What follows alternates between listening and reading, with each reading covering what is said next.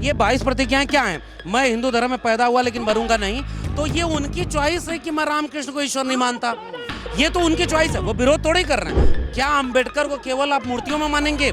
चाहे वो अरविंद केजरीवाल हो, चाहे वो नरेंद्र मोदी हो, चाहे वो आरएसएस हो। ये जो मीठा मीठा गप कड़वा कड़वा थू ये नहीं चलेगा। इसलिए राजेंद्र पाल गौतम ने एकदम बहुत लकीर खींची है कि आप तय करो कि आप इधर हो या उधर। कि ये जो लड़ाई है हमारे पुरखों के बनाम उनके पुरखों की लड़ाई चल रही है, उसमें वो लोग हमारे पुरखों का इस्तेमाल सिर्फ फोटो और प्रतीकों में ही कर रहे हैं। तो अंबेडकर के कौन से विचार को मानते हैं? कौन सा वाला अंबेडकर है अरविंद केजरीवाल का?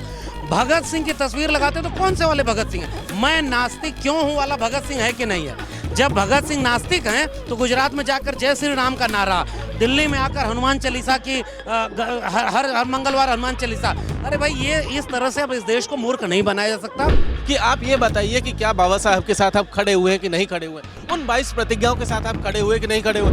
तो मैं इस वक्त 26 अलीपुर रोड पर हूं, जहां बाबा साहब डॉक्टर अंबेडकर के परिनिर्वाण स्थली पर राजेंद्र पाल गौतम के समर्थन में एक रैली हुई है और जाने माने विचारक हैं डॉक्टर लक्ष्मण यादव और जितेंद्र मीणा। डॉक्टर लक्ष्मण यादव, जो राजेंद्र पाल गौतम के साथ हुआ उस पर क्या कहना चाहेंगे? देखिए, राजेंद्र पाल गौतम जी ने एक विचारधारा के एक मिशन के तहत काम शुरू किया।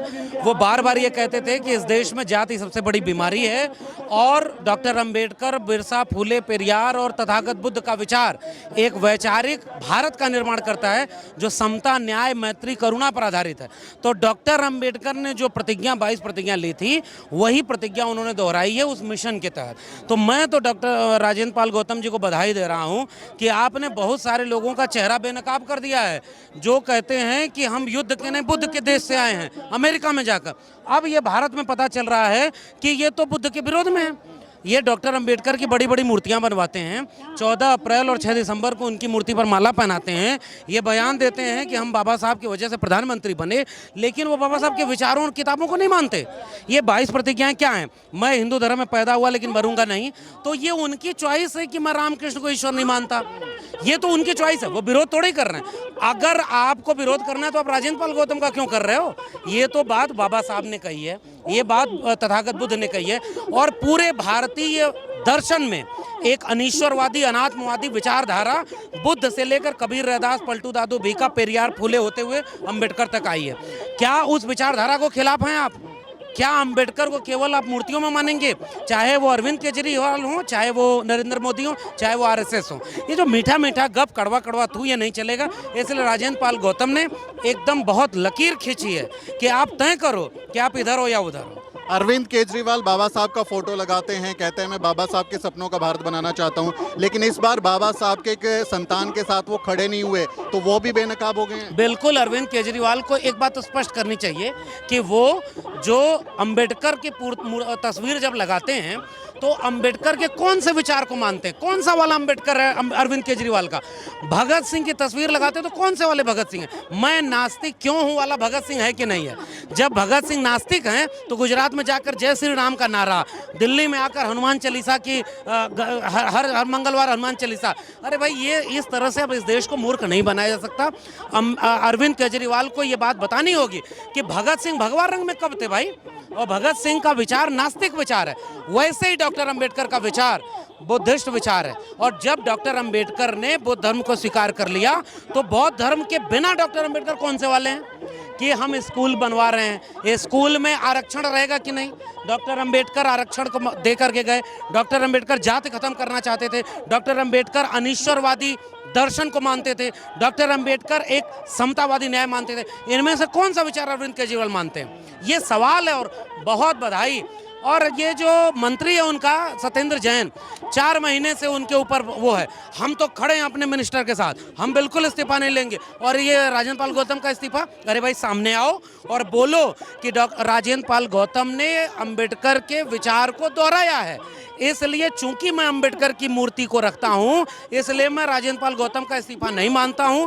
और अंबेडकर को मानने वाला अरविंद केजरीवाल अब डॉक्टर राजेंद्र पाल गौतम को ये छूट देता है कि जाओ पूरे देश में काम करो।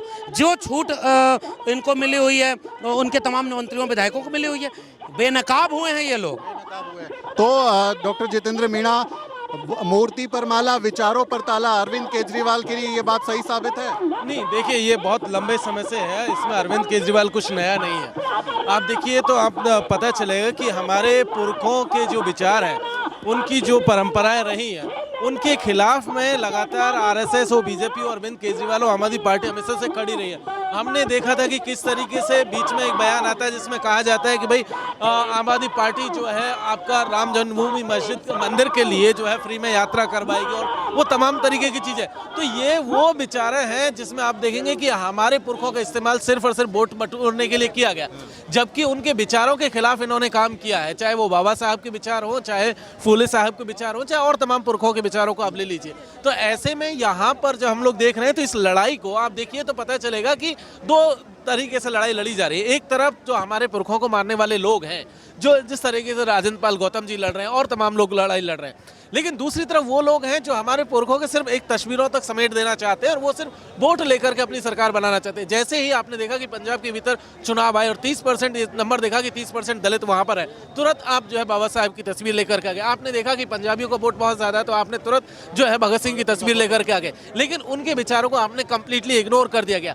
जैसे आप गुजरात में पहुंचते आपने देखा कि वहां पर माहौल जो है बहुत ही हिंदू में हो रखा है। आप वहां जाकर के जय श्री राम का नारा लगा रहे हैं तो बहुत क्लियर कट दिखता है कि ये जो लड़ाई है हमारे पुरखों के बनाम उनके पुरखों की लड़ाई चल रही है। उसमें वो लोग हमारे पुरखों का इस्तेमाल सिर्फ फोटो और प्रतीकों में ही कर रहे हैं, बाकी इससे ज्यादा नहीं। हमारे समाज के लोग क्या इतने समझदार नहीं है? उनको समझ में नहीं आ रहा कि उनके साथ हो क्या रहा है? वो वोट देते थे फोटो देख के? नहीं, देखिए ऐसा नहीं है कि हमारे समाज के लोग समझदार नहीं। अगर समझदार नहीं होते तो यहाँ आज इतनी बड़ी तादाद में लोग नहीं होते। हमारे लोग समझदार हैं, इसीलिए वो लगातार सवाल उठा रहे हैं और वो पूछ रहे हैं कि आखिरकार ऐसा क्या राजेंद्र पाल गौतम जी ने कर दिया जिसकी वजह से आपने इस्तीफा ले लिया उनका, जबकि उन्होंने तो कुछ भी गलत नहीं किया। बाबा साहब की प्रतिज्ञाओं को दोहराया था, उसमें उन्होंने कुछ नया एडिशन नहीं है। जो बातें बाबा साहब आज से 50-60 साल पहले दोहरा चुके थे, उन्हीं बातों को आज दोहराया, उन्हीं 22 प्रतिज्ञाओं को दोहराया। उसमें कोई नई प्रतिज्ञा नहीं उन्होंने नई जोड़ी है। तो ऐसे में कुछ भी नया नहीं था। लोग अब धीरे धीरे समझ रहे और इसी का नतीजा ये है कि जब हम राजेंद्र पाल गौतम जी के मसले को देख रहे हैं तो देश भर में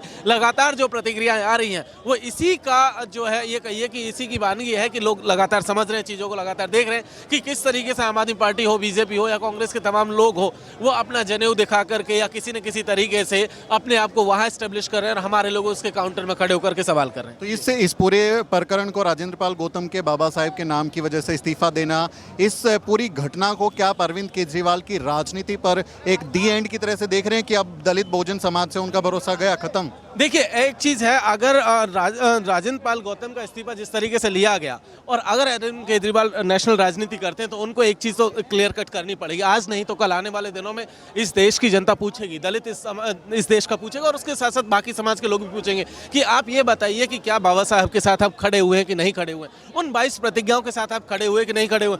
एकदम ये देखने को मिलेगा कि किसी न किसी रोज कहीं ना कहीं चुनाव मैदान में आपसे पूछ लिया जाएगा कि आप बाबा साहब की 22 प्रतिज्ञा दोहराइए, अन्यथा आपको वोट नहीं मिलेगा। तो वो आने वाले दिनों में एकदम से सवालिया निशान उनकी राजनीति के ऊपर होगा। उनकी पूरी की पूरी जो पॉलिटिक्स जिस तरीके का वो ख्वाब देख रहे हैं उस ख्वाब के ऊपर भी होगा कि बिना बाबा साहब को वो जो है साथ में ले करके वो नेशनल राजनीति नहीं कर पाएंगे। वो हो सकता है एक पॉकेट की राजनीति कर ले, एक विधानसभा की राजनीति कर ले, लेकिन नेशनल राजनीति करना उनके लिए संभव नहीं होगा जब तक वो बाबा साहब के साथ में अपनी प्रतिबद्धता, जो उनके विचारों के साथ समर्थन वो नहीं दोहराते, तब तक उनके लिए राजनीति करना संभव होगा। बहुत शुक्रिया बात करने के लिए। तो ये थे डॉक्टर जितेंद्र मीणा, जिनका कहना है कि अरविंद केजरीवाल के लिए अब राष्ट्रीय राजनीति में अपनी जगह बनाना मुश्किल होगा, क्योंकि उन्होंने जिस तरह से बाबा साहेब डॉक्टर अंबेडकर की 22 प्रतिज्ञाओं पर एक धोखा दिया है, विश्वासघात किया है, उससे समाज में एक संदेश गया है कि अब उन पर भरोसा शायद वो नहीं करेंगे। इस बातचीत पर आपका क्या कहना है कमेंट करके जरूर लिखें और हमारे चैनल को भी जरूर सब्सक्राइब करें। मेरा नाम सुमित चौहान है और इस वीडियो स्टोरी में मेरी मदद कर रहे हैं मेरे सहयोगी मोहित। अगले किसी वीडियो में मुलाकात होगी दोस्तों।